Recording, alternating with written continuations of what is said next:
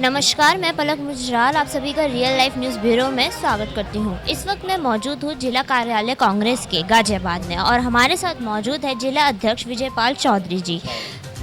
तो सर, मैं आपसे सबसे पहले ये जानना चाहती हूँ कि अभी मोदी जी ने कहा था कि राहुल गांधी जी ने पिछड़े वर्ग की बुराई की है, तो क्या ये सच है और क्या कुछ कहना है इस पर आपको? ये मैडम ये बताना चाहता हूँ कि भाजपा और पूरी मोदी की जो सरकार है वो केवल वर्गलाने का काम करती है। राहुल गांधी जी ने कहा कि मोदी सरनेम के जो लोग पैसे लेकर भागे हैं वो मोदी सरनेम के हैं। पहले तो मैं मोदी जी को ये बताना चाहता हूँ कि वो पिछड़ों का जो असल अपमान तो मोदी जी कर रहे हैं पिछड़ों का, क्योंकि वो जो गए हैं वो कोई भी पिछड़े थे ही नहीं।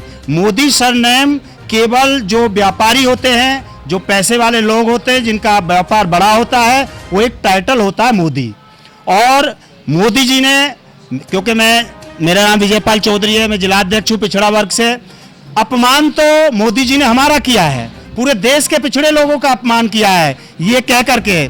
लेकिन अब पिछड़े लोग सब समझ गए हैं कि अपमान कौन कर रहा है। अपमान मोदी जी कर रहे हैं, मोदी जी की पूरी टीम कर रही है। और मैं ये बताना चाह रहा हूँ कि अगर ये अपमान की बात करते हैं, अभी सुप्रीम कोर्ट में आरक्षण के उपलक्ष्य में भाजपा ने एक हल्फनामा दिया कि हम 27% आरक्षण देंगे। उसका गठन भी, आयोग का गठन भी किया। और उसके बाद मैं अभी आपको ताजा हालात बताता हूं गाजियाबाद की। यहाँ 100 वार्ड हैं, 100 वार्डों में अगर आपको 27% आरक्षण दिया है तो हमको ओबीसी के लोगों को 27% के हिसाब से 27 सीट होनी चाहिए थी। जबकि मेरे पास प्रूफ है, मैं आपको दिखा दूंगा। अभी 100 में से हमको 21 सीटें पार्षद की पिछड़ा वर्ग महिला और पुरुष को मिली हैं। ये भाजपा ने अपमान किया है पिछड़ों का, या बार बार कह रहे हैं कि ये मोदी जी जो कहते हैं कि कांग्रेस अपमान कर रही है। अब ये सब लोग समझ गए हैं कि अपमान पिछड़ों का भाजपा कर रही है। इन्होंने तो अभी ताजा कर दिया। अगर ये अपमान नहीं करते तो हमें 27 सीट आरक्षण के आधार पर देते। हमने एक रिट दाखिल की पिछड़ों ने कि आप उसकी कॉपी दे दें जो आपने हल्फनामा दिया है, तो इन्होंने वहां भी रोक लगवा दी। कहा कि आचार संहिता लगने के बाद वो कॉपी मिलेगी, क्योंकि आचार संहिता लगने के बाद हम भी जानते हैं, आप भी जानते हैं कि हम सड़कों पर उस विरोध प्रदर्शन नहीं कर पाएंगे।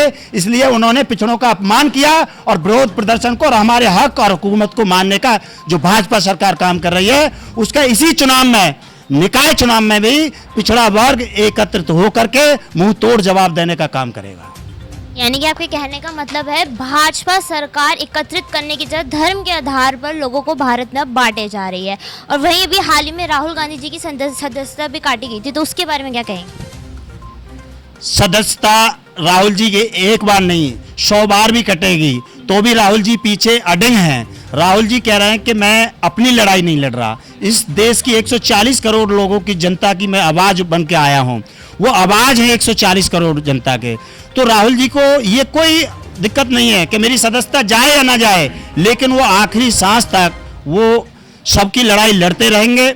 इसमें जो है अभी ताजी अगर उनको सदस्यता, कितना डर रही है भाजपा, सदस्यता खत्म कर ही दी थी तो इतनी जल्दी उनका आवास खाली कराने के लिए आदेश दिए थे, तो आप वहां उपचुनाव कराने की भी डेट दे देते। आप क्यों डर रहे हो? इसका मतलब कहीं ना कहीं, और अगर डरते नहीं तो उन्हीं के 11 मंत्री पिछड़ा वर्ग के उन्होंने मैदान में उतारे और बार बार वो पिछड़ों की बात कर रहे हैं। और वो एक कह रहे हैं कि कोर्ट क्यों नहीं जा रहे, कोर्ट क्यों नहीं जा रहे। अरे जाएंगे कोर्ट, लीगल काम कर रही है कमेटी, वो काम करती रहेगी।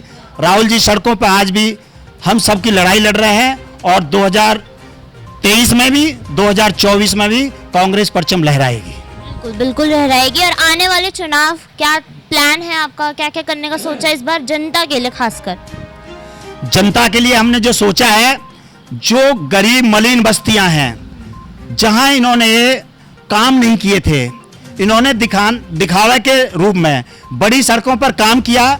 आप कच्ची कॉलोनियां, छोटी कॉलोनियों में आप जाके देखें, सारी टूटी पड़ी हैं। हमारी जो प्राथमिकता होगी वो गरीब, दलित, मजदूर, कुचले दबे लोगों की जो कॉलोनियां जहां से शुरू होती हैं, हम उस आखिरी छोर पे से हम मेन रोडों तक आएंगे। हमारा ये एजेंडा रहेगा। बहुत बहुत शुक्रिया आपका विजयपाल चौधरी जी। तो ये थे हमारे साथ जिला अध्यक्ष विजयपाल चौधरी जी। इस सरकार ने भी हमारे साथ अभी भी अन्याय किया है, जो कि सुप्रीम कोर्ट में जो हल्फनामा दिया था वो 27% का दिया। अगर 27% के आधार पर अगर हमको रिजर्वेशन मिलता पिछड़ों को तो गाजियाबाद में 100 सीटों में से 27 होती, जबकि इन्होंने यहाँ भी हेरा फेरी और गोलमोल करने का काम किया। वो 31 रिजर्वेशन में हमको पार्षद की सीट दी है। तो यही चर्चा आपके सामने आपके माध्यम से रखनी थी हमें, और जिला कमेटी पिछड़ा वर्ग की कार्यकारिणी की भी घोषणा करनी है। 21 लोगों की कमेटी की घोषणा की है और लोनी नगर अध्यक्ष की भी आज ही घोषणा कर दी है।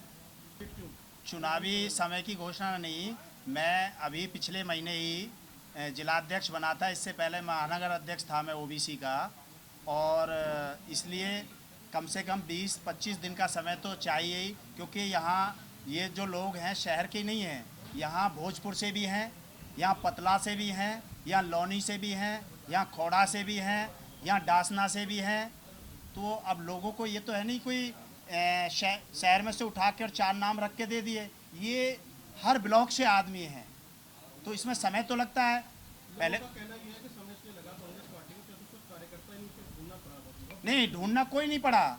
मैं आपको बता दूं, भोजपुर से 2 नाम तो ऐसे हैं जिनके खुद फ़ोन आए, जिन्होंने NSUI से राजनीति करी है मोदी नगर से, और कि भी हम पार्टी में अगर हमें आप जिम्मेदारी देते हैं तो हम बेहतर काम करने के लिए आपके साथ तैयार हैं। बैठे हमारे साथ ही विपिन गुर्जर जी मोदी नगर से आए हैं। ये चुनावी टीम ही नहीं है, ये संगठन को हमेशा मजबूती देने का भी काम करेगी। ये नहीं है कि चुनाव के लिए आए और चुनाव के बाद चले जाए। ये तो संगठन की टीम है और संगठन ही चुनाव को जिताता है।